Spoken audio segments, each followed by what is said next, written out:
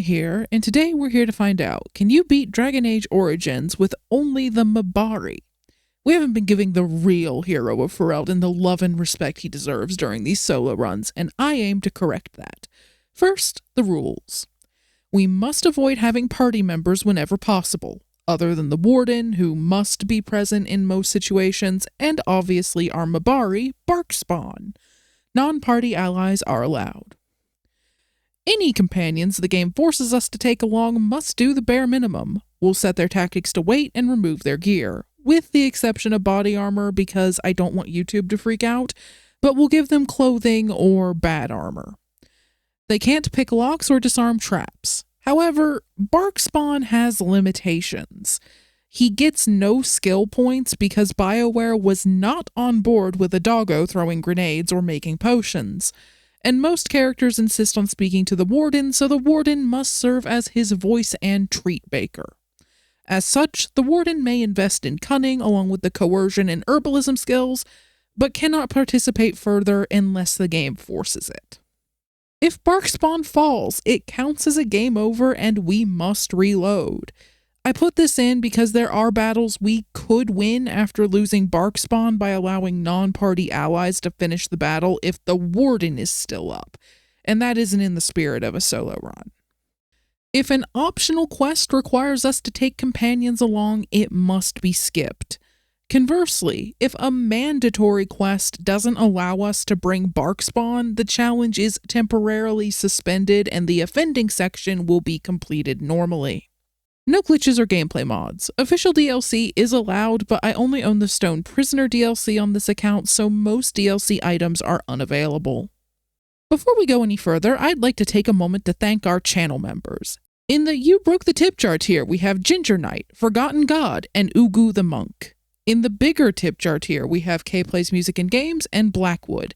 And in the tip jar tier, we have Ragnarok, Tox, Bwezu, Ace of Kestrels, Jack1165, Naru Agility, and Zachary Smith.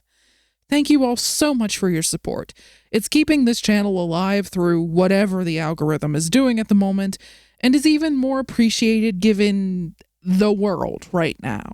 Someone sparing even $2 a month on me doing dumb challenges in my favorite games genuinely means a lot. We're starting on Nightmare. It isn't a failure if we drop the difficulty, but I want to try.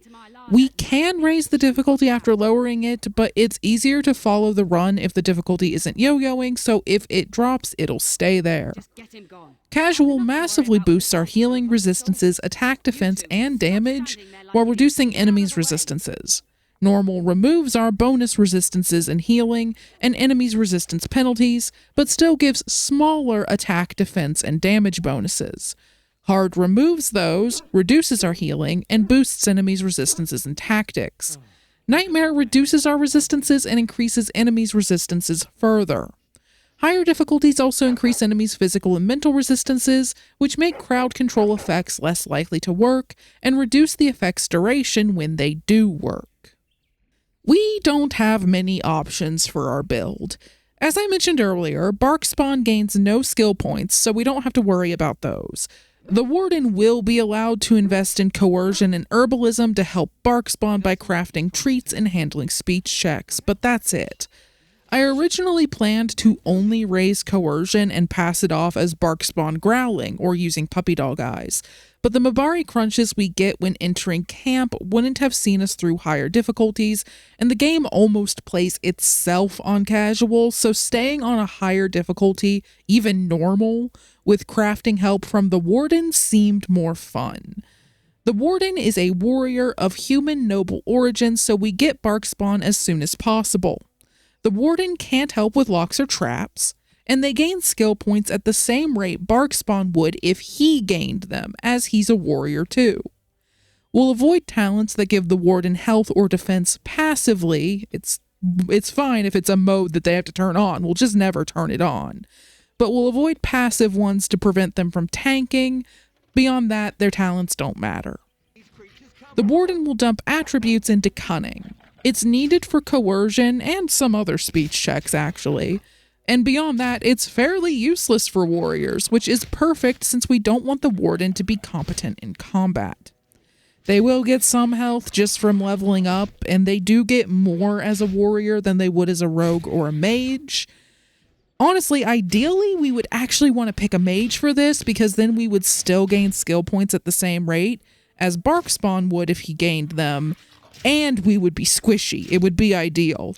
But unfortunately, mages can only pick the Magi origin, which would delay us getting Barkspawn. So I had to choose between matching his skill rate or being squishier, and I chose to match his skill rate.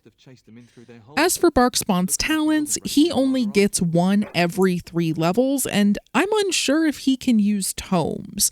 If he can, we'll get 11 talents total. 7 from leveling, as we'll likely reach level 21 based on previous runs, and 4 from tomes.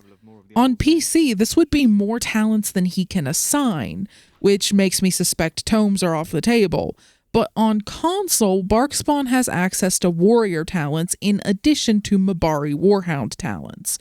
Those of you who have seen the warrior solo run already know I'm far from impressed with the warrior talents, as many of them draw or divert enemy attention, which is useless in a solo run.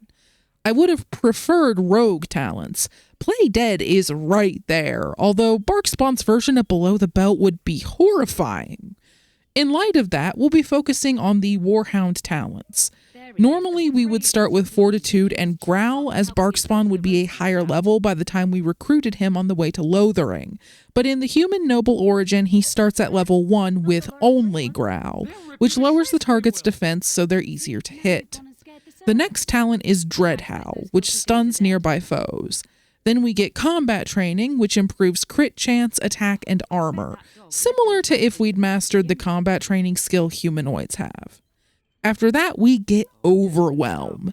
Yes, we can take the very talent that's caused no end of trouble for our other solo runs. However, it only works on humans, elves, dwarves, hurlocks, and genlocks. On the plus side, we're immune to it, for we are a pupper. The second line's Fortitude buffs elemental resistances, landing squarely in the boring but useful category. The wiki also says it only buffs them by 10%, but when I checked our stats after taking it, we got 20%, so I'm not sure if that's an error on the wiki or if that's another difference between PC and console that just wasn't recorded there. Anyway, it leads to Charge, a fast attack that knocks down its target. Then we have Shred, an auto-crit that inflicts bleed, and Nemesis, which raises our health and health regen. Barkspawn sadly can't master warrior specializations, even though I think Berserker or Champion would be reasonable. Look at that face and tell me you wouldn't fight harder for that adorable Rage Floof. For attributes, we'll stick with Strength and Constitution. I doubt we'll get enough defense for a dodge build, and Barkspawn's teeth scale purely off strength, so dexterity doesn't do much for us. And we shouldn't need willpower thanks to stamina regen from Mabari crunches. Magic and Cunning wouldn't do much beyond giving us mental resistance, and that isn't worth giving up melee accuracy and damage from strength or health from constitution. Barkspawn's gear is very different from other characters. He can't wear armor or accessories. Instead, he wears collars and war paints known as caddis. The best collar available is the Pure Bitch Braid. Refers to a female dog in this case, YouTube. Calm down. It gives 8 attack and armor, but we have to loot it from the High Dragon. The Mabari War Harness offers 8 armor and 2 armor penetration, and we'll likely get it sooner as it's in the Templar's quarters of the Circle Tower. Future Luna here. We never found the Mabari War Harness despite searching the area top to bottom. I assume it's in a locked chest, so we'll have to make do without it. The black metal torque will see us through a large chunk of the run instead. It's bought from Bodane and gives 6 attack and armor. As for Caddis, many improve resistances and may prove useful against magic users, but against most enemies, the Caddis of the Trickster's 3 damage is likely our best option. Sadly, 8 attack and armor and 3 damage don't come close to the gear bonuses our other characters got during their solo runs, so we'll have to see how much that limits Barkspawn. We meander through our origins, speaking to the Warden's family and various nobles until one of the soldiers tells us Barkspawn has invaded the larder.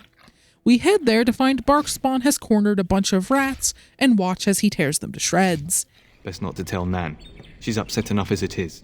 Yeah, I'm sure the cook won't notice the rats as long as we don't mention them. Letting her walk into the bloodbath unprepared will definitely go better. That's the only combat until Hal betrays us after nightfall.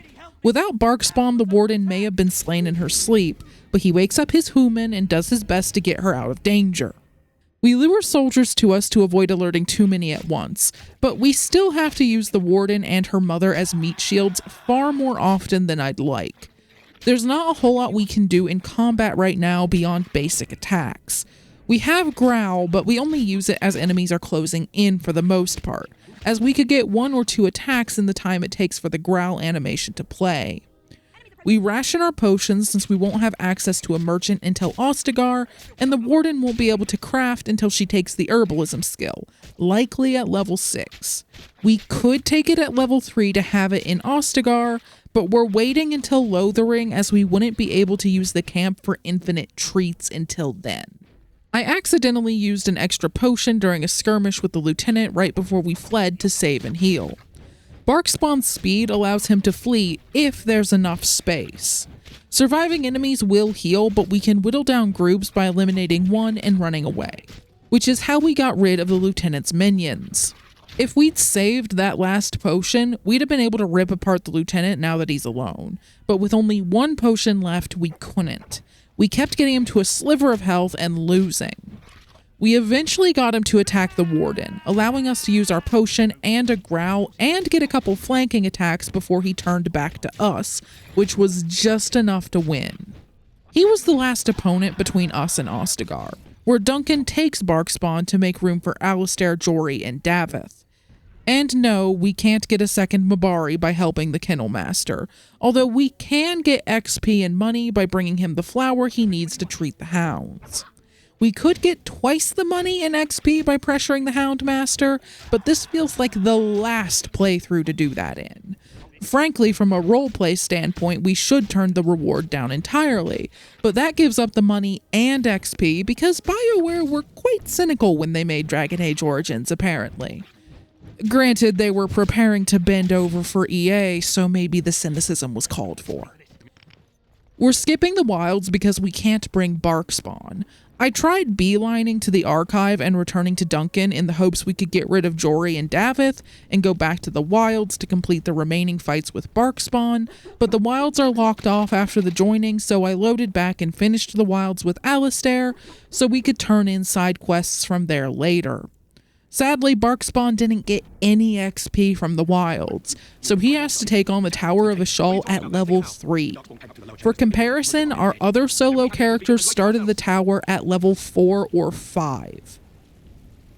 However, we have more potions because we didn't need any in the wilds, and we bought both batches of potions and Mabari crunches the quartermaster offered. We meet up with the soldier and mage that tell us the tower has been taken by Darkspawn, and since we have Barkspawn with us, the soldier runs off and leaves us and the mage to sort it out. Coward! Not that we would have let him help. We tell the mage to douse the flaming weapons as usual. I'm not sure if they'd benefit Barkspawn considering no one agrees what works with natural weapons versus normal weapons versus unarmed strikes. Why are natural weapons and unarmed strikes even separate things? Aren't fists our natural weapons? Okay, fine. This isn't D&D, so I'll shut up about my trauma from playing a monk druid multiclass.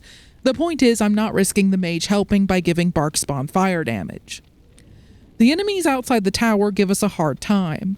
We have no choice but melee, alerting several Darkspawn that overwhelm the soldiers and swarm us. What I'd give for the harness-mounted Sourcehound crossbows in Divinity Original Sin 2. After a few failed attempts, we give up on the soldiers and lure the Darkspawn to us 1 or 2 at a time. We have to fall back on the weapon-switching cheese our rogue used against the Hurlock Alpha. We run away until it switches to ranged weapons, turn and bite it to interrupt its shot, and flee as it switches back to melee. The emissary on the first floor is a major obstacle. We can't snipe it this time, so we have to rush it down. Dreadhowl didn't work against it, and it didn't affect the Hurlock Alpha outside either. They weren't resisting it. The stun wasn't occurring at all, because if they resist it, you can see a little resisted text pop up over their head. That wasn't popping up. The wiki doesn't say anything about higher rank NPCs being immune to Dreadhowl. It says the duration of the stun is adjusted by enemy rank, which is true for all crowd control, but it appears Dreadhowl only works on lower rank enemies. Charge would have been helpful, but there's no way we could have gotten it at this level. Unfortunately, the only option was to tear the emissary down while tanking its spells, forcing us to burn through potions. We split the Hurlocks and Genlocks in the small rooms by opening the door to the Hurlocks room from off to the side so they didn't see us, and intercepting the Genlocks as they ran down the hall toward the Hurlocks room. Things went mostly smoothly on the first part of the second floor, but the Genlock archers near the ballistae kept turning us into a pincushion. After many tries, we weakened one with a shot from the ballistae. Yes, Barkspawn can use them, don't question it. Rushed in and stunned them with Dreadhowl, took out the weakened one, took out another by luring it around the corner by getting it to switch to melee and staying close. If we ran too far, it'd switch back to its bow. Then we ran in and stunned the remaining 2 Genlocks with Dreadhowl again and took them out, all while only using 1 potion. Barkspawn's speed once again came in handy as we split up the Genlocks by the door to the 3rd floor by running until only 1 or 2 were following us, taking them out, and returning to lure more. The first fight on the 3rd floor was a nightmare as usual. There wasn't enough room to split the Genlocks up, and we can't take out 4 or 5 at once without using a ton of potions I'm trying to save for the Ogre. We can't slip behind this statue like our dwarf could, so that trick to confuse them is out. Although I found out we can slip behind a similar statue on the other side of the room during a later fight on this floor. We eventually got past them, but at the cost of chugging 4 potions, making this the most potion-intensive battle so far. The Genlock Alpha in the next room isn't stunned by Dreadhowl, so we have to resort to weapon-switching cheese, but thankfully we're able to pull the minions away and fight it alone. That brings us to the Ogre, which I swear has been a bigger challenge than the Archdemon in solo runs. Barkspawn has 2 significant advantages, his speed and immunity to being grabbed. In fact, the Ogre grabbing the meat bags gives us time to get a growl or a few hits in, and our speed prevents it from catching us even when it gets the movement speed boost enemies get on Hard and Nightmare after chasing us for a few seconds. That being said, we can't dodge everything. Basic attacks hit based on dice rolls, so once they're initiated, it doesn't matter if we move out of the way. This is also the case for the Ogre's Smash and Ram, and as usual, being chain rammed into dust was a huge issue. The things I want to do to whoever said, "Let's give the Ogre an auto hit with no cooldown that knocks down targets long enough to be rammed infinitely," would make Pinhead blush. I tried to beat this thing on Nightmare for over 2 hours and got infuriatingly close several times. It's why I kept trying. If our first growl was resisted, we scrapped the attempt. Assuming the growl worked, which seemed to be better than coin flip odds, but not by much, we'd rush in while the Ogre's defense was lowered, as it made a noticeable difference in how often our attacks landed. Once the growl wore off, we'd use the meat bags to distract the Ogre while we got another growl in. If it worked, we resumed biting its ankles. If not, we bit the Ogre to get its attention off the meat bags to preserve them for a bit longer, and ran until we could growl again. However, the Ogre's health slowly regenerates, so failed growls and wasted time were a problem. According to the wiki, growl checks our strength against the opponent's mental resistance, which makes more sense than the talent description that claims it checks physical resistance, despite being a fear-based effect, but who knows? The Ogre resisted it enough times to make me wonder if Bioware fixed this on console, but it may have been due to its boss rank giving it high mental resistance despite being a fucking Ogre. I can say with absolute certainty that the wiki is wrong about the healing effects multiplier. It says it's the same for hard and nightmare, but we got more health from potions on hard. I'm guessing it's a console thing, and I suppose it spoils the fact we dropped the difficulty to hard. It was so close, too. Once the meat bags were down, we couldn't use them to buy time for growls, so we growled at the start of the ogre's smashes or rams. The knockdown or stagger would cancel the growl animation, so we weren't wasting time that could be spent attacking or healing. However, we had to survive the smash or ram, so sometimes we drank a potion instead of growling. I also remembered the 4 Mabari crunches we bought from the quartermaster and used them during downtime, often while the ogre was closing in after staggering us with smash, so it healed us over time. For anyone wondering, Dreadhowl didn't work, so we only had basic attacks, consumables, and growls. I doubt charge would have helped as the ogre seemed immune to knockdowns in previous runs. Combat training or nemesis would have been nice, but there's no way to get them this early. More potions or crunches would have helped, but we bought as many as we could and got pretty lucky finding so many as loot in the tower and in the wilds. Don't get me wrong, 3 or 4 more potions might have cinched the closest attempts on Nightmare. Barely. If the ogre didn't ram us at the end. That was the biggest factor once we got our strategy down. How often did the ogre ram us, and how many turned into 2 or 3 rams before it let us up? How lucky were our dice rolls, with more hits and crits and fewer misses being good, and how unlucky was the ogre? So much luck. Maybe if I had spent a whole day fighting the ogre or redid the tower to reach it with a few more potions, we could have beaten it on Nightmare. It was so close! But I have to get these runs out in a timely manner. It isn't an apples to apples comparison because our other runs had to solo the wilds, but it took about 7 hours to get through our origin and the Tower of Ishal. If we'd had to solo the wilds with Barkspawn, I would guess that it would have been close to 10 hours total, which puts him at the slower end, I can tell you that. To be honest, the bandits in Lothering may have forced us to lower the difficulty anyway if we were still on Nightmare. The bandit leader has shield pummel and assault, which requires 32 strength and master combat training. And to get master combat training, I mean, I suppose he could have gotten boosts from his background. I don't know if NPCs even get that. But in theory, he'd have to be like at least level 9 or so.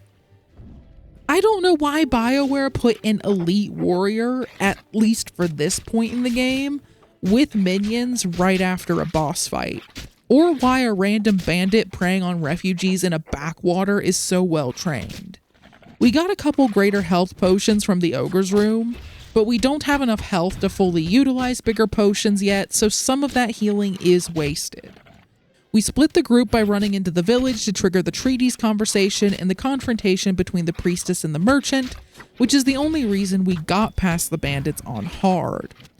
Barkspawn's lack of ranged options once again rears its ugly head as we have a harder time luring bandits away from the group than our other characters did. We often have to settle for alerting 2 or 3 at a time, which forces us to use a potion before we make it back to the leader, who thankfully moved far enough away for us to face him alone. That being said, he can easily take us down by himself. Assault cuts our health by half, and shield pummel stuns us. After several times, we just barely beat him with the aid of our last potion and head back into the village. The merchant doesn't have healing items, but we loot a couple potions from crates scattered around. Our other characters cleared out the bandits and wild animals nearby, but we're heading straight for the Darkspawn threatening Bodane so we can beat them and get to camp as soon as possible. Once we're there, we'll be able to get Mabari crunches and buy potions and possibly a talent tome from Bodane. Thankfully, the weaker Darkspawn are happy to run after us while the Hurlock Alpha intimidates Bodane, and once the Alpha is alone, we use good old weapon switching cheese. This is as good a time as any to mention a mechanic unique to Barkspawn, Mabari Dominance. By marking certain landmarks, Barkspawn can gain the Mabari Dominance buff whenever he's in the area for the rest of the game, granting him 2 strength, willpower, and constitution. Don't get me wrong, it's nice to have, but it's far from game-changing and has limitations. For one, not every area has a landmark, and nearby landmarks don't extend to adjacent areas. For example, marking the boat outside the Spoiled Princess Inn near the Circle Tower won't grant the buff when inside the inn or the tower, so it'll only benefit the handful of fights on the shore. The one in Lothering required us to remove many of the bandits first, and it didn't help us in the tavern. Anyway, now that we're in camp, we have to scrape together 22.5 sovereigns to purchase a talent tome from Bodane. If Barkspawn can use it, we'll want as many as possible. They're arguably more powerful for him than other characters, as one tome is 3 levels worth of talents instead of 1. And after we leave camp for the first time, Bodane's inventory will reset. This means we can get 2 of any item he has by buying 1 before we leave camp for the first time, and then buying another at any point before the Landsmeet. Of course, if Barkspawn can't read it, we'll load back and save the money for something we can use, like the black metal torque or healing items. We weren't able to complete side quests in Lothering, so we had to sell almost everything to afford the talent tome and potions. We put Barkspawn in the party and used the tome, and it works! This pupper can read! Or maybe the Warden read to him. I don't know which is cuter. We take charge, giving us a knockdown that'll hopefully work on enemies of higher ranks. It's enough to get through the bandits and animals outside Lothering so we can complete the Chanter's Board quests we skipped. But we return to camp one more time in the middle of that when the Warden hits level 7. Why? Returning to camp boosts party members 2 or more levels below the Warden to 1 level below the Warden. And Barkspawn is currently level 5, so returning to camp immediately gets him to level 6. This allows us to use the rest of the XP in Lothering to work towards level 7 instead of wasting it getting to level 6, and take another talent. We pick combat training, which should help us land more attacks and will let us get overwhelmed the next time we get a talent point. I suspect Barkspawn may be a lower level than he would be if we'd recruited him on the way to Lothering by picking a different origin, because Morrigan, who we recruited at roughly that time, was level 7 before we even arrived in Lothering, but that would have meant playing our origin without Barkspawn. The last fight in Lothering is the one in the tavern against a bunch of Loghain's soldiers. Once again, the main issue in this battle is Leliana, whose constant kill stealing prevents us from gaining XP. She's not a party member, so we have no control over her, and she attacks whichever soldier we're attacking. We eventually get through the fight with most of the XP by carefully timing our attacks, particularly Charge, which hits a bit faster than our basic attacks. But if I did these runs on PC, I would be so tempted to use a mod that gets rid of this BS and gives the party full combat XP regardless. Missing out on XP in games where enemies respawn doesn't bother me, as XP is effectively infinite, but XP is limited in Dragon Age Origins, so making it losable to allies is infuriating, especially when it's an all or nothing based on who gets the final blow. Anyway, we visited the Chantry afterwards to read their books for codex entries. Any party members present when a codex entry is obtained gets 50 XP. However, they do not get the additional 25 XP from the Archivist Sash. Barkspawn could theoretically benefit from it if the Warden gained enough XP to get 2 or more levels above him again, allowing us to boost his level by returning to camp. But that's extremely unlikely considering he'll be present for almost every remaining battle, so we aren't worrying about the Archivist Sash this time around. We still head to Disarm next because we can pick up a ton of side quests and codex entries there, and we quickly scrape together the money to purchase the black metal torque from Bodane, giving us enough armor to handle the thugs in the back alleys with relative ease. We back into corners to funnel the thugs to us 1 or 2 at a time, which works for the most part but causes unforeseen issues. Barkspawn appears to have a hitbox that's roughly the same height as a dwarf's but longer, causing his bum to clip into walls if we back too far into corners, which the game hates. It refuses to let us attack until Barkspawn shuffles far enough to no longer be clipping with the wall.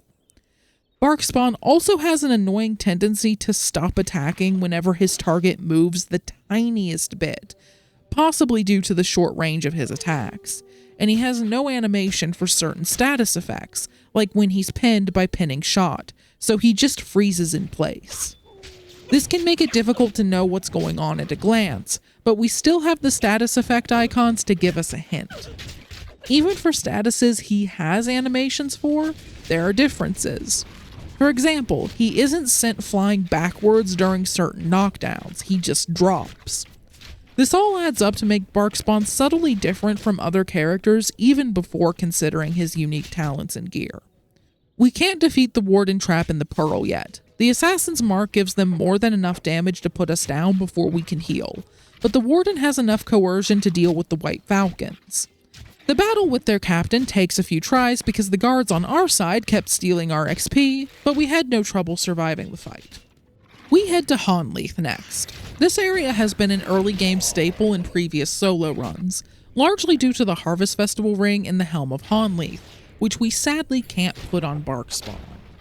However, the Darkspawn and Shades are an easy source of XP which Barkspawn can use. The Dust Wraith took a few potions to tank through and it was tough to hit, but Growl helped with that. Kitty the Desire Demon was also surprisingly manageable even without salves. Don't worry, we can and will use those, but we haven't found many yet, so I'm holding on to them. We spent a decent chunk of the fight frozen, but we were able to tank through it with potions and Mabari crunches. It was around this point we started having a lot of trouble with random encounters. We made it through the Hungry Bandits easily enough on the way to Denerim earlier, but now the game is hellbent on sending us to the Darkspawn in a field of bear traps. We got close a couple times, but never managed to take down the Hurlock Alpha. This one doesn't seem to have a ranged weapon, so weapon switching cheese wasn't an option. It didn't help that we had to rush down a Hurlock Emissary at the start of the battle and tank anything the Alpha and his minions dished out until the Emissary was down. If we left the Emissary alive, it would put a Curse of Mortality on us, which deals spirit damage over time and, more importantly, prevents us from healing. We eventually made it to our destination, Redcliffe, but only because the game got bored and sent old Tegrin our way. We'll have to deal with those Darkspawn and other random encounters eventually if we don't want traveling to be an RNG nightmare, but for now we're safe. Overwhelm would definitely help against enemies like the Hurlock Alpha, but I'm worried because I don't see any more magic bullets after that. The extra health from Nemesis and Powerful will be nice, but we aren't going to get much more armor or resistances, so the fact we're already feeling a bit squishy isn't a good sign. That's future Luna's problem though. Here in Redcliffe we don't have much trouble as we're only facing walking corpses during the village defense. The preparations don't go any differently than they would normally as it's all dialogue, so we're skipping until nightfall. The knights handle the fight on the castle path just fine. In fact, our main struggle is, once again, getting XP before they slay everything. We don't bother retrying too many times though, as the knights are so strong compared to the undead, and us, that they're bound to get most of the XP no matter what we do. The real fight is the one in front of the chantry with the militia, and Barkspawn has no more luck saving them than any of our other characters had. In fact, he has a little trouble keeping himself alive. The walking corpses are hitting for about 5 to 10 damage, which is enough to be dangerous in a horde, so we have to back into a corner, carefully, to funnel them once the militia has fallen, and we have to use quite a few healing items, but we make it through the night. After selling the militia's gear, we had enough gold to purchase Bodane's second talent tome, allowing us to take Overwhelm. For anyone wondering, the extra attributes from tomes will go into strength, and our level ups have gotten 2 strength and 1 constitution apiece. I suspect this will be the case for the entire run. I really wish constitution gave more health, or better yet, a tiny bit of armor, because as it stands, it's an underpowered attribute in my opinion. 5 health doesn't do much, and we could get physical resistance from strength, which is why our warrior didn't bother investing in constitution. Armor and resistances are the way to go if you want a tank, which is a problem for the gear-limited doggo. We went into Redcliffe Castle immediately. Our brief detour to Bodane notwithstanding, largely because I didn't feel like dealing with random encounters again. The shades don't give us too much trouble, and the walking corpses are manageable as long as we don't alert too many at once. Sadly, doors are fairly useless as choke points, as enemies somehow always sidle around us. And there are only a few corners that even get us down to 3 enemies at a time here. The other Mabari were a serious problem. While they couldn't use Overwhelm, they were more than able to rip us apart with basic attacks. In fact, they were bad enough to make it worth dealing with random encounters, and we left for the Dalish camp in the Brecillian forest to purchase elf fruit for potions. We tried to fight every encounter it rolled, but it was stuck on one with 3 bandit archers on a cliff and 3 melee fighters backing them up. Also, there are bear traps on the path up the cliff, because of course there are. This one has been an issue in other runs, and many of them had to use grenades to get past it, which obviously isn't an option here, and we haven't gotten past it yet. We eventually ran into old Tegrin again instead. Now that we're in the Brecillian forest, we may as well see how far we can get here. We complete as many side quests as we can in the Dalish camp. The one helping the Hollow requires 2 survivals, so it'll likely remain incomplete as the Warden needs more herbalism to make bigger potions, and more coercion to properly represent Barkspawn's ferocity and cuteness. Afterwards, we head into the forest, where many fights almost wall us. Even the side quest battle against mercenaries, which we can use Overwhelm on, is far from free. Overwhelm is very damaging, but part of the reason it was so dangerous in our previous solo runs is we had no one helping us. Some effects, like pinning shot or knockdown, can interrupt Overwhelm, and even if our victims' allies lack those, they can hit us. We can't heal during Overwhelm, and the animation is fairly long, although it will end early if we eliminate our target, so we have to pick our moments carefully. Over the course of the run, it had 2 main uses: quickly eliminating squishy targets like mages, where the animation would likely end early, or ripping apart a strong enemy after we isolated it. While we were eventually able to get past the wolves, werewolves, mercenaries, and even the ogre in the first part of the forest, we were not able to get past the Sylvans. Even one could tear us to pieces easily, so we had to travel again. This time we rolled a random encounter with a bunch of spiders we were able to take down, although the fight with their queen took a few tries. A taste of what the corrupted spider queen has in store for us later. Unfortunately, this encounter is removed from the pool. To the best of my knowledge, only old Tegrin's encounter is repeatable after clearing it.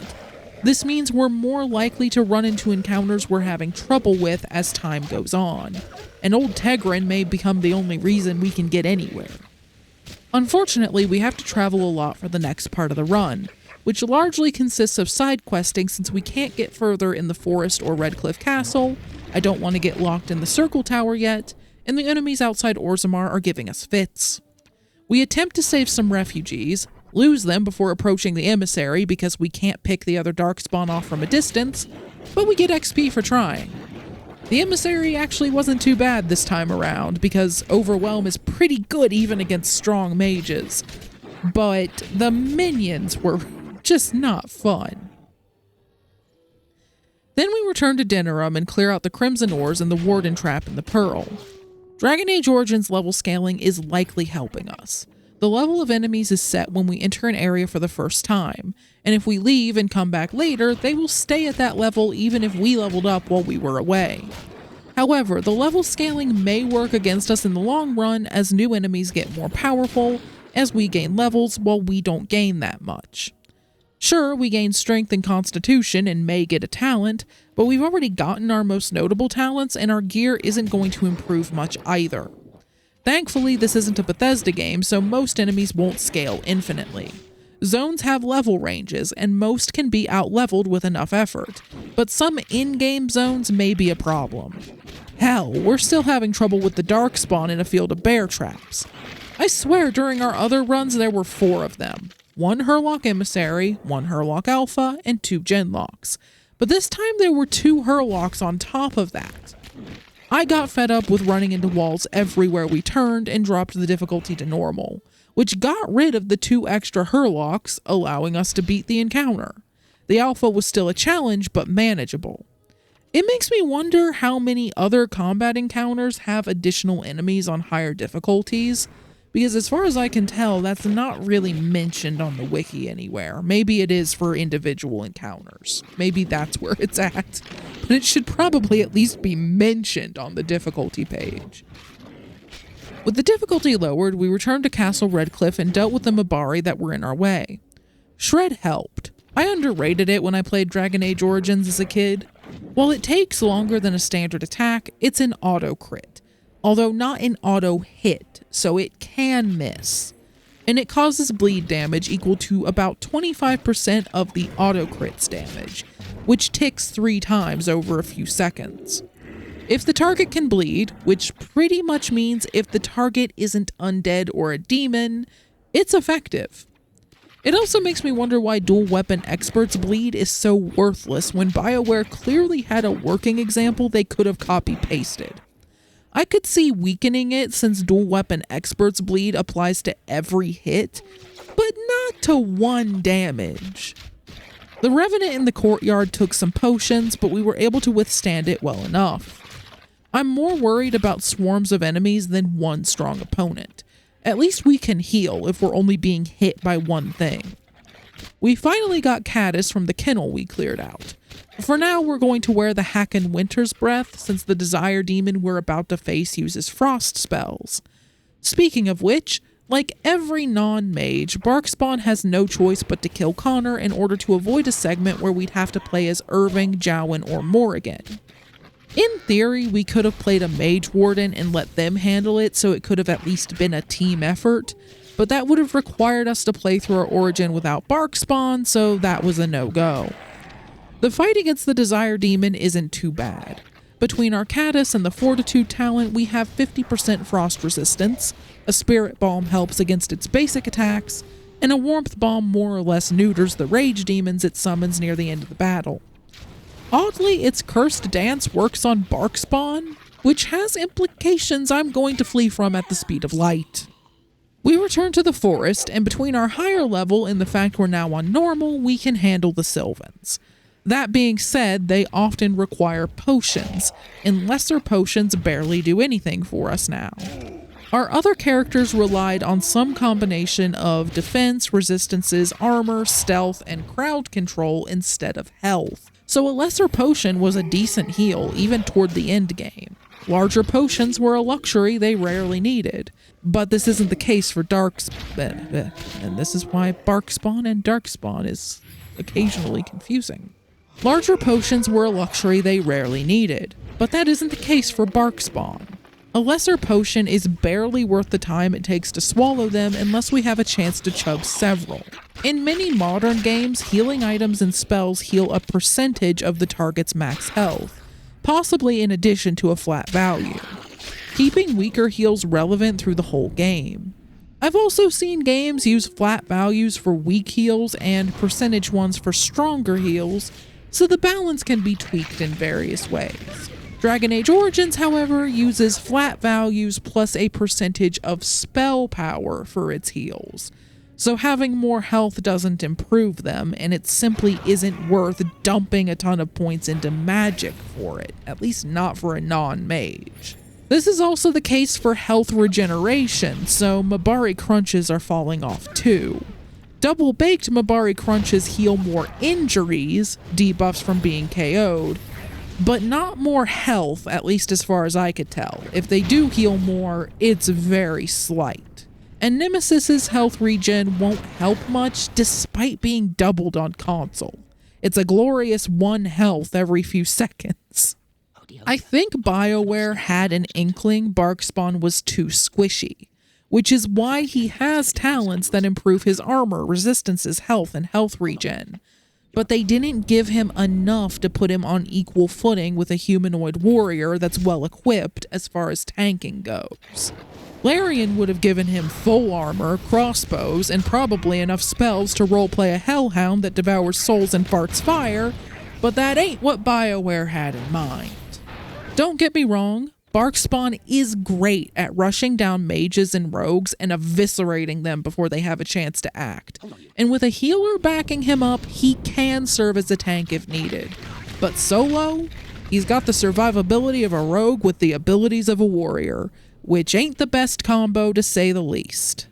It frustrates me, but balancing non-humanoid party members is a difficult task many RPGs, video games, and tabletop alike struggle with. Overall, Barkspawn isn't too bad, especially considering Dragon Age Origins wasn't built for solo runs in the first place. I figured it might be a good idea to actually show a fully kitted out humanoid warrior to compare him to. So here's our warrior from the solo Sword and Board warrior run at the very end of the game. This is right before she fought the Archdemon. And she is in the Helm of Honleith. The rest of her armor is Wade's Superior Dragonbone plate. She has Andriel's Blessing, Spell Ward, Life Giver, and Key to the City. And I'm not going to go too far into her build. The only other really relevant thing defensively is Shield Wall, which is going to be giving her a bit more armor. It is active at the moment. So with all of that, here are her attributes. I guess I was actually wrong. We did invest a little bit in Constitution, but a good chunk of that is just bonuses from gear, 17 of it, as you can see. And I know some of the Constitution that is showing as base Constitution actually came from bonuses from the Fade. So I don't think we put too many points into it from leveling. We must have put a few, though.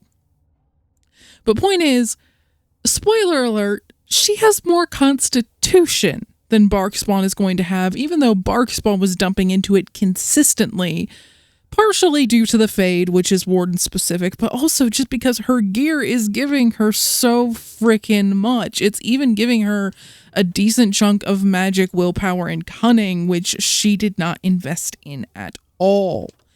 Now, she does have a fair chunk of dexterity, just base dexterity. Some of it is from the Fade, of course, but most of her points did go into strength. So, like, point distribution by level up, she's pretty close to Barkspawn, and yet her attributes are much higher. Her mental and physical resistances, I'm pretty sure, are also going to be higher than Barkspawn's. She's getting a ton of fire resistance from Wade's Dragonbone set. I also have the Juggernaut plate set if we needed, like, a more even spread of resistances, but it does have lower armor. So there's a bit of a trade-off there. And of course, salves are a thing. So even though Barkspawn has a little bit of an edge with fortitude and can get a little bit more with some of the caddis paints, it's really the only spot where he's even theoretically competitive. Health and stamina, I think, ended up pretty close by the end. Her armor, however, which is the big number that I'm going to draw attention to, remember that Barkspawn tops out at 17 with his best collar, with not, temporary buffs notwithstanding. Her armor is 42. That is not quite 3 times as much. It's like 2.5 times as much. It's pretty significant. I'm pretty sure her defense is also a good chunk higher than Barkspawn's. Like, it's not enough to dodge everything in the late game, but it's enough to dodge a fair bit, and Barkspawn did not have that luxury. Their attack is comparable because their strength is relatively comparable, but I do think hers is a bit higher. Also, her damage is pretty freaking crazy on account of using the Keening Blade with a bunch of frost runes, so it's higher than Barkspawn's too. Just to illustrate how bad the equipment gap is between late game Barkspawn and a late game humanoid warrior. Now, granted, this is a humanoid warrior, a dwarven warrior, that has been given literally everything possible. She's not having to share gear with party members. She's gotten all the tomes, etc. So this is like, but Barkspawn had all that too. He just didn't have as much gear to pick from and couldn't get bonuses from the Fade. Those are the two big things. And it does really hurt by the end. And yeah, this was all recorded after because I realized I might want to actually walk this through a bit more. So if it's a bit rambly, I apologize. Back to scripted Luna. Back to the run, we made it through the second part of the forest, but couldn't get past the hermit in large part due to misdirection hex, which forces our attacks to miss. This is a good time to mention our spell resistance is and will always be 0, so we were forced to search for another place to make progress again. The Circle Tower is our next destination. After all, Barkspawn is an excellent mage hunter, so he should do well, and we've stocked up on elf root, distillation goop, and flasks. The trek up the tower isn't too bad. To be honest, completing side quests took longer than most battles. Looking at you, summoning sciences. Oddly, abominations can bleed despite demons and undead being immune, but I'm not complaining. We reach the sloth demon's lair. Barkspawn dozes off without a hint of protest, and we wake up in the Fade as the Warden since the game refuses to honor our choice to play as Barkspawn. Even if we rush to Barkspawn's nightmare to free him, he doesn't join us until we battle the sloth demon. However, these fights were designed with a solo character in mind, and even this poorly built Warden who is literally punching because I forgot to hold on to a low tier weapon she meets the attribute requirements of, handles it easily. If that doesn't show how pointless the Fade Walk is, I don't know what does. We don't bother finding all the attribute boosts as they only benefit the Warden, but we grab the ones we blunder into because we'll have to increase the Warden's strength or dexterity soon in order to invest her talents when she levels. I don't know what happens when there's no talents we meet the requirements of, and I'd rather not find out. If we didn't have to master herbalism, we could have simply stopped leveling, but we need the Warden to keep gaining skill points, so here we are. The Sloth Demon presents a far tougher challenge for Barkspawn than for our other characters. The Ogre phase is nearly identical to the Tower of Ishal Ogre, and Barkspawn hasn't gained many new tools to deal with it. Even our warrior had pinning shot by now. We at least have Shred, which is helpful as the Ogre is vulnerable to bleed, but we can be chain rammed into dust, so our win rate against it is poor. We also don't have the Burning Man transformation, so the Rage Demon phase isn't free, but we have a greater Warmth Bomb that helps quite a bit. What doesn't help is our potion situation. We walked into the Circle Tower with enough supplies to make over 200 potions.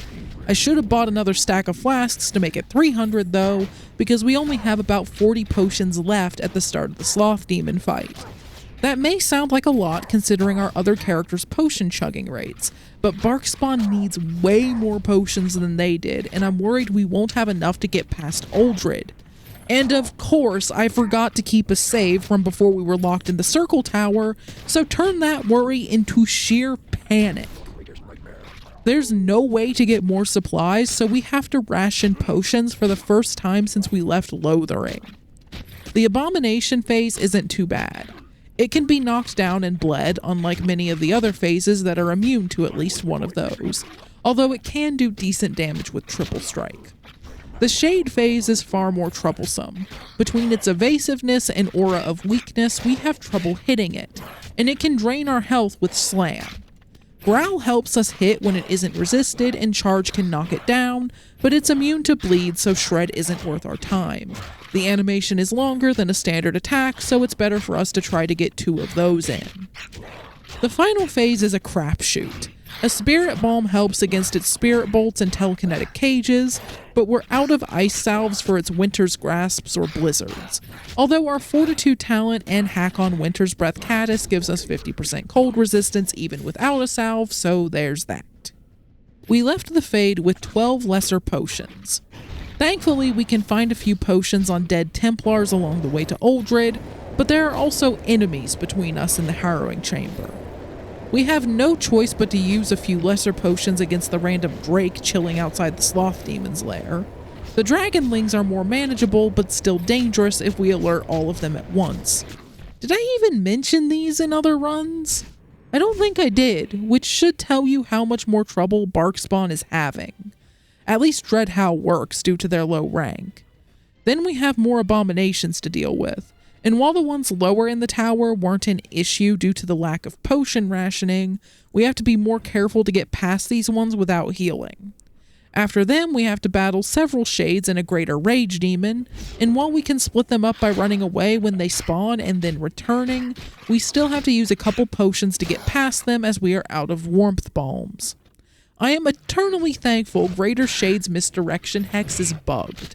I don't know if Bioware didn't give it a casting animation or what, but it never works when they attempt to cast it. It all adds up to us having 5 lesser potions, 6 regular potions, a rock salve, and a spirit balm for the battle with Uldred. And yes, we've crafted as much as we can prior to starting the battle because once the Warden is sent off to sleepy time, we can't craft, unlike our other characters who were their own crafters. We also have the Litany of Adralla, which is supposed to stop Uldred's attempts to turn the remaining mages into abominations, but Barkspawn can't use it. Oh, he can try to, but remember the Greater Shade's Misdirection Hex I was laughing at a moment ago? Well, it's back to bite us in the backside. Bioware didn't give Barkspawn an animation for the Litany of Adralla, so it does nothing. He has a howling animation for Dreadhowl. Why in the name of dog didn't they use it? As far as I can tell, there's no other way to interrupt the transformation.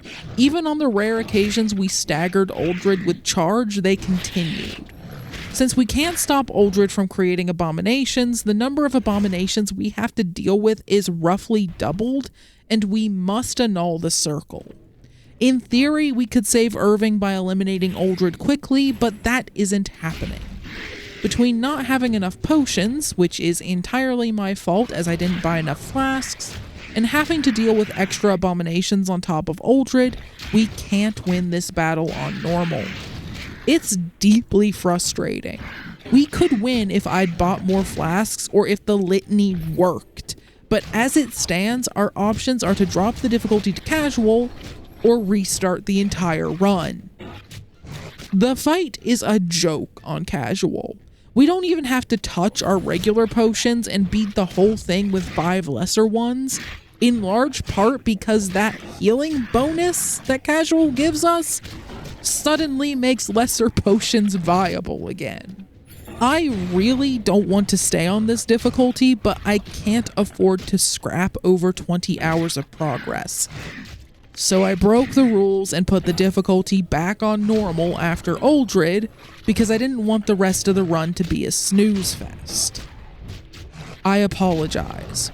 For what it's worth, we got Uldred to half health after dealing with the abominations on normal, so I'm taking that as proof we could have beaten him if the litany worked, or if I'd bought another stack of flasks because apparently over 200 potions wasn't enough for this little glutton.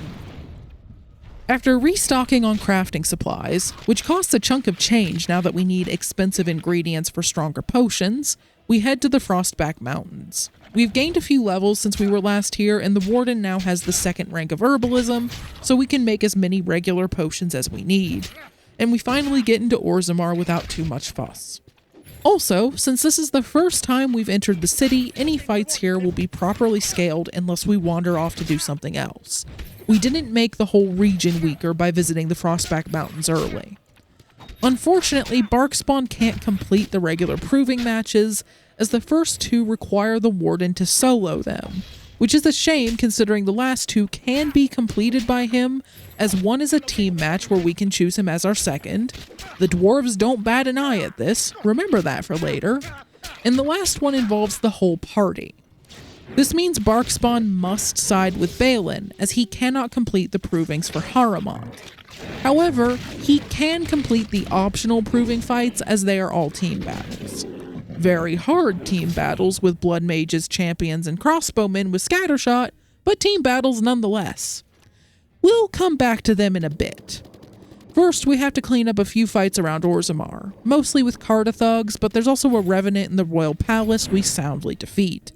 Barkspawn does well against single strong opponents. It's groups of minions we have to watch out for, like the bands of Darkspawn in the Deep Roads. We do our best to find corners that force them to face us 1 or 2 at a time, or flee to split up groups. Thankfully, there's room in the tunnels to do that more often than not, and Overwhelm helps against emissaries. It's also useful against alphas once we've separated them from their underlings, but it can't one-shot them. We hit a wall after we returned to Orzammar with Lord Dace and were sent to deal with the Carta. The assassins do a lot of damage, and the regular thugs are a threat in groups. If her underlings are giving us this much trouble, Jarvia is bound to be tough. So I decided to head out to Sidequest around Ferelden for a bit, and ended up back in the Brecillian forest. While we can now handily defeat the Hermit and even the 4 Maleficar doing a weird dance around an altar, something our warriors struggled with, we can't beat the Revenants that emerge from the warded tombstones thanks to their skeletal minions. But this doesn't stop us from entering the Elven Ruins, as they are optional fights. Swift Runner and his werewolves take a few potions to get past, but they can't overwhelm us, so that's fine. Ditto for the spiders in the ruins. The dragon, however, deals enough damage to put us down before we can heal even without overwhelm, particularly if it stuns us or knocks us down at a bad time. We're close to being able to beat it, but for now it's back to side questing. We've visited Brother Genitivi's home in Denerim, so Haven is also open to us. While there are strong melee fighters, the temple has plenty of corners where we can funnel them down to 1 or 2 at once, and the mages are easy to deal with thanks to Overwhelm. I found stunning the cultists with Dreadhowl right before we used Overwhelm effective, as they couldn't attack us until the stun wore off, allowing us to get through most of the Overwhelm before being attacked. Of course, this doesn't work on Colgrim on account of his boss rank, so we have to tank the damage while we rush down the 2 mages behind him. It takes several tries to get past this stage of the battle, and while we can easily flee afterwards because none of them follow us back into the tunnels, we can't leave combat to save because the Warden was teleported next to Colgrim by the brief conversation before the fight, and is currently unconscious. We have to very carefully pick off the 2 Reavers with Colgrim and flee back into the tunnels to heal between each one, but once it's down to just Colgrim, the fight isn't too bad. You'd expect the High Dragon to be next, but we were running low on potions for the umpteenth time, so we visited Bodane and Varathorn for supplies. At least I found the door on the mountaintop back to the temple entrance instead of walking back all the way through the temple this time. We start side questing again because somehow there are still a few we haven't completed, as well as some random encounters that have been a thorn in our side, like those bandits on a cliff in the forest. Yeah, we've been dodging them for this long. We finally dealt with them by hiding at the base of the cliff so the archers couldn't turn us into a porcupine until they traveled down the path past the traps. Sadly, they can't be hurt by their own traps, but it gave us time to take out the 2 weaker melee fighters, and we could get to the archers afterwards without dealing with the traps. We still had to use a lot of potions, but considering our other characters used grenades, this might be one of the few fights where their cost of consumables was roughly equal. Even after all that, it isn't time for the High Dragon. I decided to return to the Brecillian forest instead, for reasons even I don't fully understand. Maybe I was worried about the High Dragon, or maybe I wanted to give scripting me a hard time stitching this madness into a coherent narrative, because this was another run played in 8 to 12 hour chunks. We banished the warded tombstone revenants and their skeleton crews, but how do we fare against the comparatively tiny dragon waiting for us in the Elven Ruins? Fairly well, actually. For you all, it hasn't been long since we last faced the dragon, but that's because I've been summarizing or outright skipping hours of gameplay. Even though I only talked about Colgrim, we chewed through an entire dragon cult and a bunch of the Trial of Crows and Favors for Interested Parties side quests, plus some random encounters, so we've gotten a couple levels. However, that edge only matters on this floor. Once we enter the next zone, the enemies will scale to our current level. This goes some way in explaining why larger groups of skeletons in the next area give us issues, but this is another place with clutter we can use to funnel them. The arcane horror that was a joke for our rogue and warrior is a major obstacle for Barkspawn due to his lack of ranged weapons.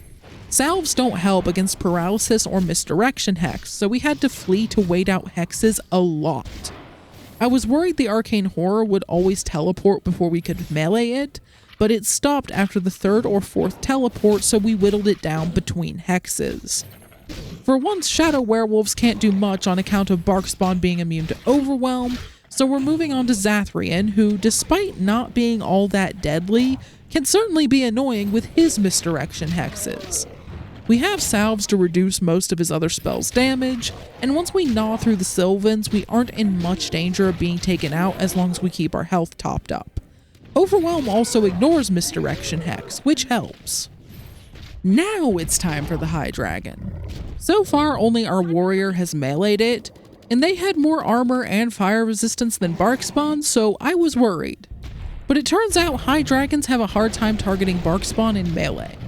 Unfortunately, she figured it out from time to time, but for the most part we were free to gnaw her ankles as long as we stayed to her side, and she would freeze or spit fire as if we were out of range. The ideal spot seemed to be behind her front foot, but we didn't want to clip too far underneath, get behind her, or get in front of her, as that made her realize a pupper was chewing on her toes and she should do something about that.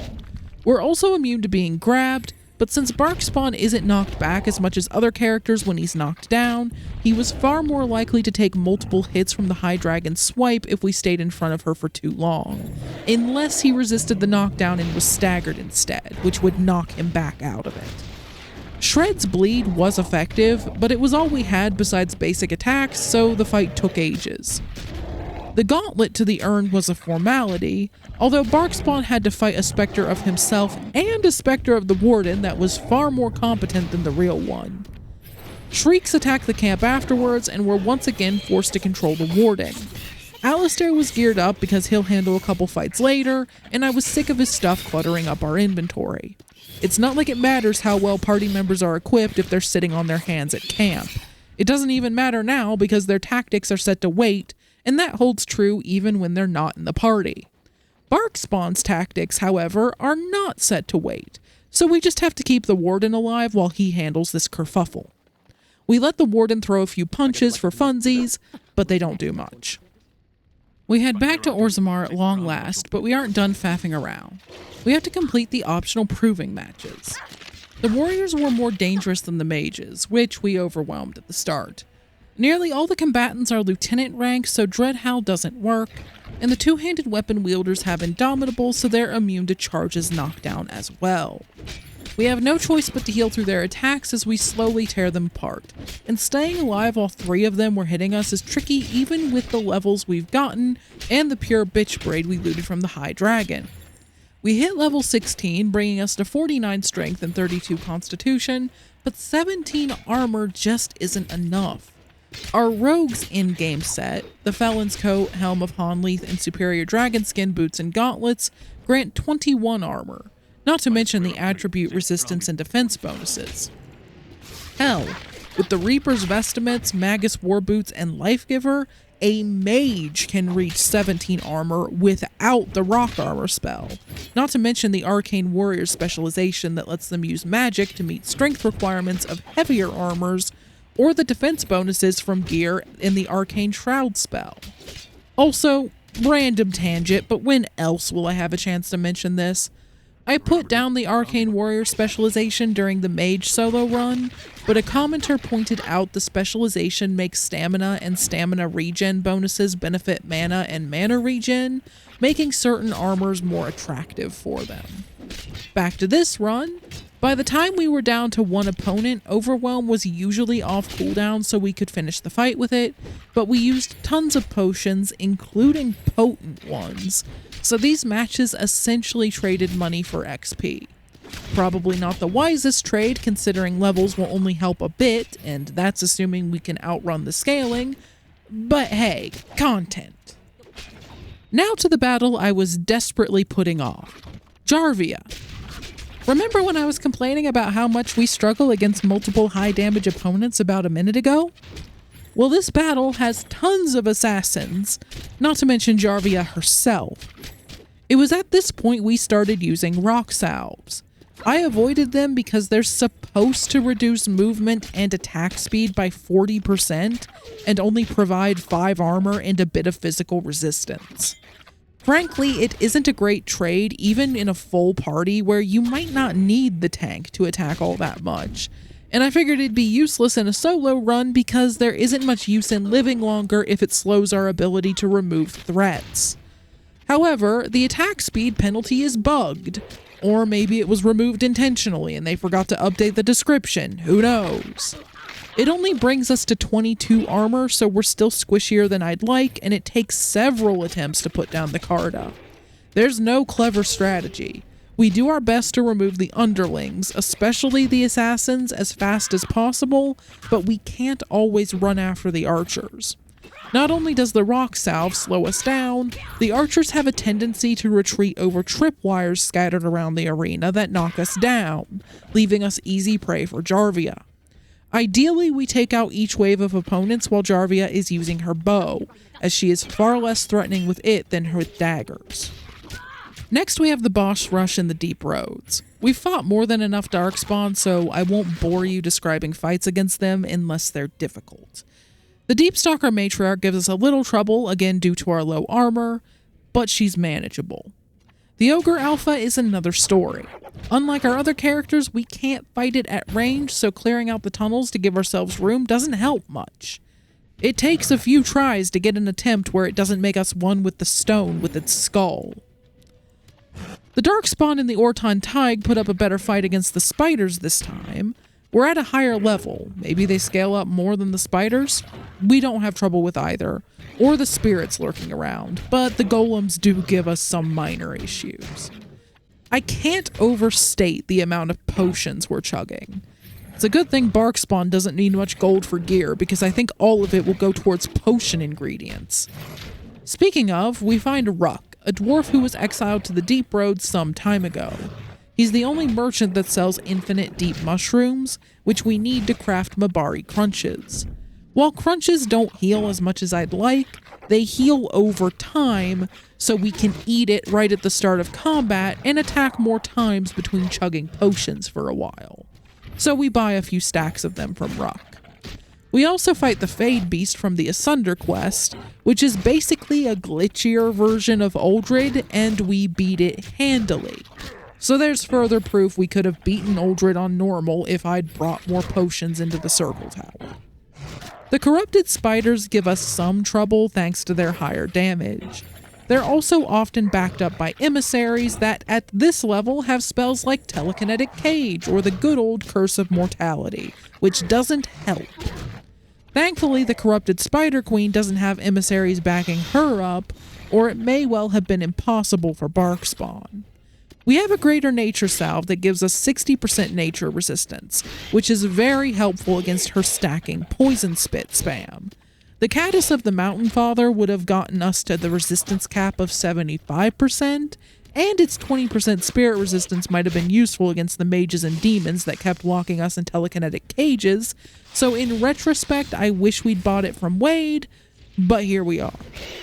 We can handle the melee damage the queen can dish out, provided she doesn't have too many corrupted spiders backing her up. We're immune to overwhelm, and we can even survive her poison spit spam better than our other characters, because for once Barkspawn's gigantic health pool isn't held back by terrible armor. That being said, we don't want her spitting poison at us if we can help it. It'll stack until it melts our health faster than we can chug potions if given a chance. So we want to get in her face or keep some sort of cover between us and her while we deal with her underlings. The webs from the queen and her spiderlings made that even trickier, especially if they locked us down while the queen spat at us, but it only took a couple tries for Barkspawn to get past her, which isn't quite as good as our warrior, but far better than our mage or rogue. The Darkspawn in the Dead Trenches take a while to chew through, and the Genlock Forge Master took some cheesing. We had to carefully lure away as many of its minions as possible while making sure we kept our health high enough to survive an arrow of slaying. Then we got the Forge Master to chase us over to some junk that provided cover from the archers we weren't able to lure away while we took it out. We also had to split up a couple emissaries with some corrupted spiders, but other than that, there isn't much to be said about the rest of the journey to the Broodmother. However, we have to take a short break to buy even more elf root and flasks, and I made the mistake of handing the controller to Bill and telling him to buy elf roots while I left to get a drink or something. By the time I came back, we had over 1,800 elf roots. Place your bets in the comments. Will we use all these before the run is over? In case you didn't know, stronger potions need more than one elf root to make. A potent one needs 5. But we use lesser and regular potions where we can, so they should last a while. The Broodmother is both easier and harder than she was for our other characters. We struggle more with the tentacles and Darkspawn as we simply don't have the armor to deal with them, but there's another issue with the tentacles. In solo runs, there's only one target for them to attack, so they cluster around us, causing them to clip into us, freaking the game out and preventing us from attacking until we shuffle far enough away to no longer clip. Depending on where they appear and how many tentacles and Darkspawn there are, this can keep us from doing anything productive for an annoyingly long while, although it thankfully doesn't prevent us from healing. Barkspawn's weird hitbox makes this issue far more prevalent, though. However, the Broodmother herself is inept against Barkspawn because, like the High Dragon, she struggles to target him in melee and he's immune to being grabbed. A nature salve also blunts her poison spit and mist. We had a consistent crash when attempting to enter the region with the Anvil of the Void at the point where Ogre is forced into the party. I was very concerned it would be the end of the run, but thankfully returning to camp and adding Ogre to the party before triggering the conversation with Bronca fixed it, and it didn't require Ogre to be present for any additional battles, so we're good.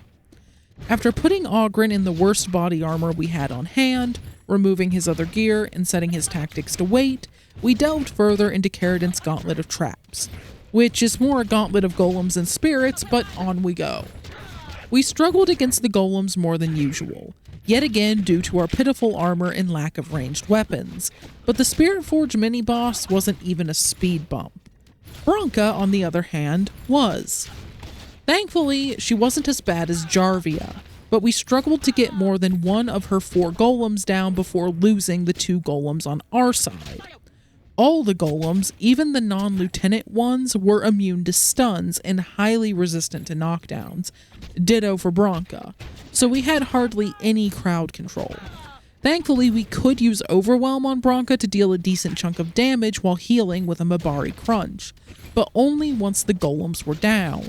Their slam attack could interrupt the overwhelm if we used it while they were still intact, not to mention the damage their basic attacks would do to us. It took a few tries, but we won on the first attempt that got past the golems. While Barkspawn couldn't go toe-to-toe with Bronca as well as our warrior could, we had more than enough potions and crunches to heal through everything she could dish out. We finally tell Arl Eamon to call the Landsmeet, which opens up a few more side quests.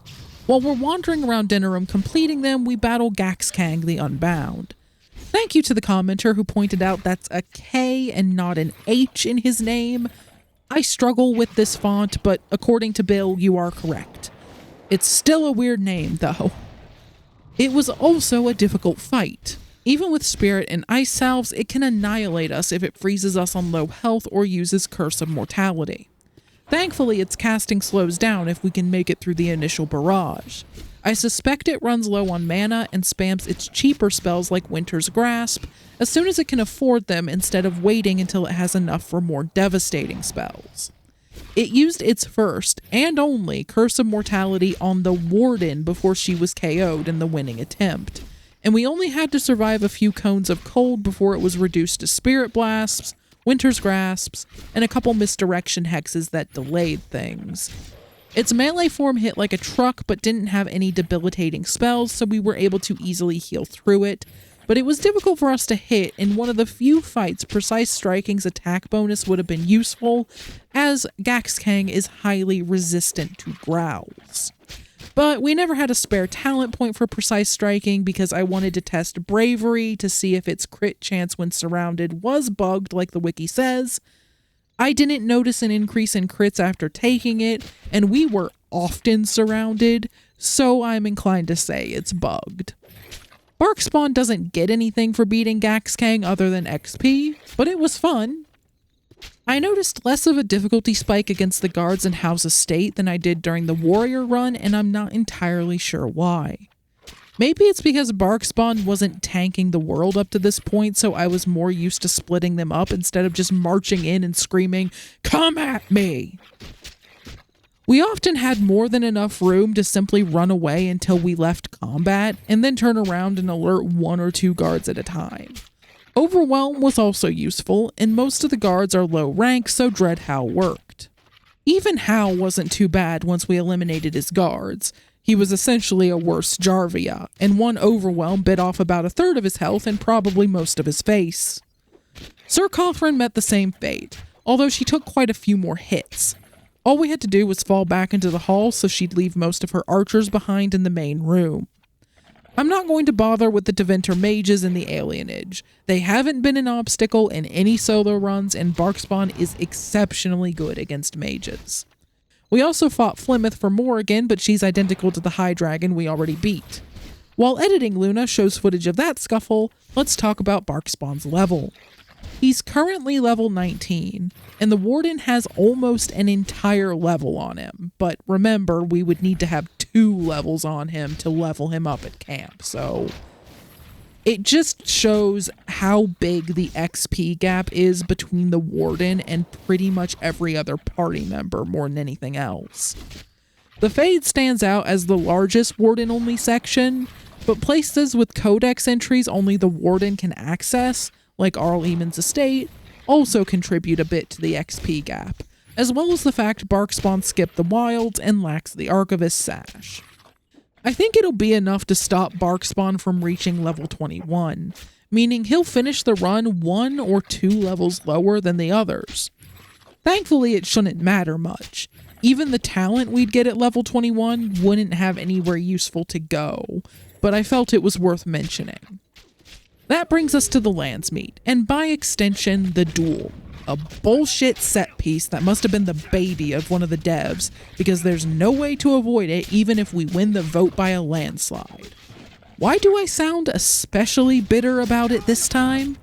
Because Barkspawn is the only character that can't complete it. Arl Eamon acts like his loyalty is in question. Warden, no. I'm afraid we can't leave the fate of all Ferelden up to your dog. Anyone with a leftover hambone could buy his allegiance. Choose someone else. Going against Ferelden culture, which highly regards Mabari. It's mentioned in a ton of Codex entries, and I swear it's one of the only consistencies between Dragon Age Origins and Dragon Age 2. We could pick an apostate like Morrigan with no problem, despite the Grand Cleric being right there. We could even pick Shale if we had her. I genuinely suspect someone at Bioware either had a stick up their ass and didn't want a dog in their dramatic duel, or they realized Barkspawn could use Overwhelm to immediately win the fight. Which is funny considering a mage or even other classes can win the duel in about 30 seconds anyway. However, we can get Barkspawn some satisfaction by attacking Loghain before anyone brings up the duel, causing an all-out brawl in the Landsmeet. This is, to the best of my knowledge, the only time the amount of people who supported us in the Landsmeet matters, because it determines how many allies we have during this fight. Loghain is also a boss rather than a lieutenant, likely for balance purposes because the game assumes you're using a whole party in this version of the fight, and he has a ton of guards. Barkspawn handles them quite well, but we have to duel anyway after bringing Loghain to low health. If we try to put Barkspawn forward again, he's turned down. Fuck you, Arl Eamon, I should have let those ashes blow away in the wind instead of wasting them on you. And better yet, it causes a glitch. If we try to put Barkspawn forward and then pick a champion other than the Warden will be put into the duel anyway. Needless to say, a Warden with no gear and a terrible build won't do well against Loghain. I'm sure it's possible, but this duel doesn't deserve more attention. Our options were to build the Warden normally for this fight, which would have made her have more effect on every other fight in the game by absorbing more hits, or build her terribly and put Alistair into the duel, which finally explains why Alistair has been geared up for most of the run. And now the game is trying to take that from me. We lost, did the brawl again, and put Alistair forward immediately because we already knew what Arl Idiot was going to say about Barkspawn, and thankfully that worked. However, it has some consequences I was not aware of. Thankfully, nothing that affects the run, but they were interesting, and I don't entirely mean that in a good way. Many choices lock off others in ways that don't make sense. If Alistair is in the duel, there's no option to spare Loghain. Alistair just chops his head off. That makes sense, but Honora won't marry Alistair afterwards, regardless of what you got her to agree to.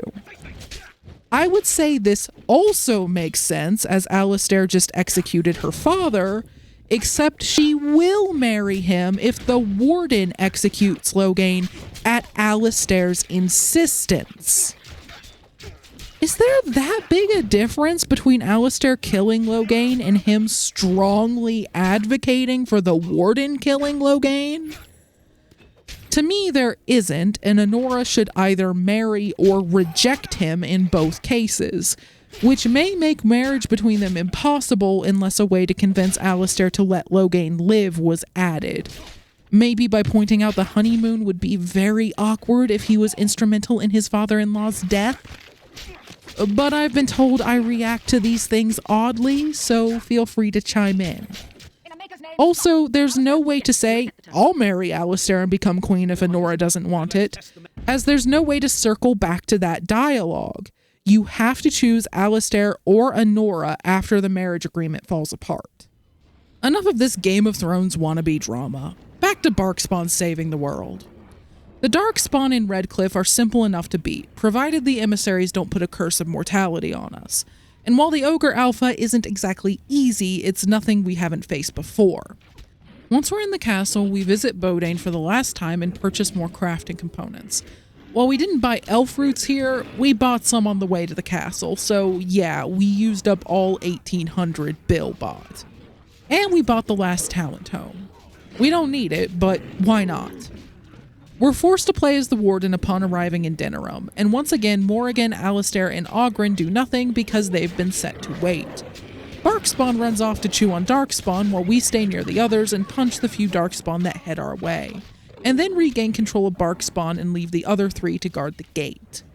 I can't load up Barkspawn in the epilogue to show his final build, but I don't think he's going to make it to level 20, so here he is after the last talent tome. 56 strength and 35 constitution, with his other attributes being at their starting values, 14 for dexterity and 10 for willpower, magic, and cunning. We've filled out the Mabari Warhound tree and the first line of the warrior tree. The second warrior line is untouched. The Ogre Horde and Genlock emissaries in the market make for one of the more devastating combos we've faced in quite a while. We still have 0 spell resistance, so one telekinetic cage or curse of mortality can end us, and misdirection hexes waste a fair bit of time. The ogres aren't too bad as long as we only face 1 or 2. Beyond that, they tend to chain ram us into the dirt, so we have to be very careful not to alert too many, and we flee to split groups. Rock salves help too.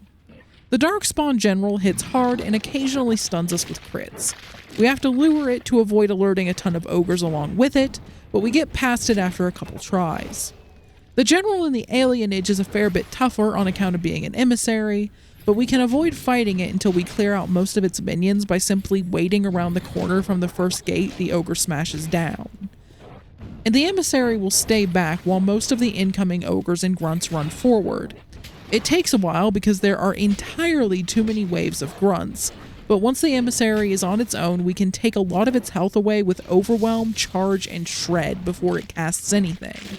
And if it happens to put a Curse of Mortality or Misdirection Hex on us, we'll be fine as long as we end it quickly or flee until the spell wears off. A Grounding Elixir also blunts the worst of its damage as it primarily uses shock spells. Alistair, Morrigan, and Ogre handle some enemies at the gates while Barkspawn makes his way to Fort Drakon, but we'll stick with Barkspawn. There are a lot of enemies between us and the entrance to the fort, but for the most part they're a potion tax. The emissaries have added Paralyze to their incredibly trolly spellbooks, but we get by eventually. I wish I had more to say, but it really is just about beating our heads against the wall and using potions and salves when needed. The Dragon Thrall is less of a threat since Barkspawn doesn't have to worry about overwhelm, but the battle still takes a couple tries on account of the emissaries. We're really feeling the lack of spell resistance. Barkspawn exceeds my expectations by reaching level 20, so we now have 58 strength and 36 constitution. The Jinlock Conjurer draws the fight out with misdirection hexes, but we can easily lure it away from its shades. Nature and Grounding Salves dull its lightning and stinging swarm spells, and we simply flee or use Overwhelm whenever we're waiting out a misdirection hex or Curse of Mortality. The Jinlock Master Assassin, on the other hand, was possibly a harder boss than the Archdemon. We had to immediately back our behind into a corner so only 2 or 3 of the Assassin Acolytes could attack us. Ideally, we wanted them to attack us and fall before the Master Assassin revealed itself, but we rarely got that lucky. The Assassin Acolytes weren't an issue on their own. We could have probably tanked through them with a rock salve and potions, but if they piled on after their master stunned us with Riposte or knocked us down with Punisher, we may as well kiss the attempt goodbye. Dreadhowl did nothing to the Master Assassin, but was instrumental in surviving the Acolytes.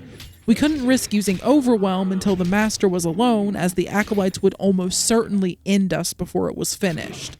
Overwhelm moves us forward and out of the corner, setting them up for backstabs. However, it did a decent chunk of damage to the Master, and we didn't have to worry about it missing. Even so, the Master could end us on its own if it used Riposte, Punisher, and Flurry back to back. On top of all that, it's fairly evasive, making Charge, Shred, and basic attacks unreliable unless we got a growl past its resistance. In short, this fight took a rock salve, a corner, a ton of potions and crunches, and several tries. I was genuinely worried I'd have to put the difficulty on casual right at the end, not because I misjudged how many potions we needed, or because a major mechanic of a fight bugged out, but because Barkspawn is so vulnerable to assassin builds. But we didn't, so we got to the Archdemon on normal. While the High Dragon fights gave me quite a bit of confidence about meleeing the Archdemon, I was worried about its second phase. First, we have to get through the first phase, so let's slap on a Spirit Salve and get to it. Like High Dragons, the Archdemon struggles to target Barkspawn in melee, and without backup, it can't do enough damage to take us down before we heal. However, after we get the Archdemon to about half health, it flies off to a part of the roof we can't reach. Normally, I deal with this with magic or bows, but Barkspawn only has melee. And the Ballistae, but since he can't repair them, the odds of getting enough shots out of the 2 Ballistae that can reach that part of the roof to reach the final phase of the fight is low. I tried a few times and it wasn't happening, at least on normal. According to the wiki, the Ballistae don't jam on casual, so it would definitely be possible there. I wasn't kidding when I said the game all but plays itself on that difficulty. I tried using the Ballistae that are further away, but they weren't coming anywhere close to reaching the Archdemon. In desperation, I tried summoning the Dalish, the only allied units other than mages with ranged attacks, as the Redcliffe Knights apparently scorn bows, and dove into the fray against the Archdemon's minions to keep them off our minions. Most of the Dalish were more interested in targeting the Darkspawn next to them than the Archdemon all the way across the roof, so I have no idea how much they did. What actually worked was eliminating the Darkspawn. I didn't know this until I dug through the wiki afterwards, but slaying enough Darkspawn advances the battle to the final phase where the Archdemon flies back to the part of the roof we can reach for some reason. Kudos to Bioware for putting in a failsafe for parties without ranged attacks. After that, all we had to do was finish gnawing the scales off our new chew toy, and then the Warden stole in a cutscene. But we all know who really saved Ferelden. So, can you beat Dragon Age Origins with only the Mabari? If you want to be pedantic, no. We can't leave the Warden behind, and some sections must be completed by the Warden or another party member. However, by that logic, no solo runs are possible thanks to the battle carried out by the party members that don't fight the Archdemon.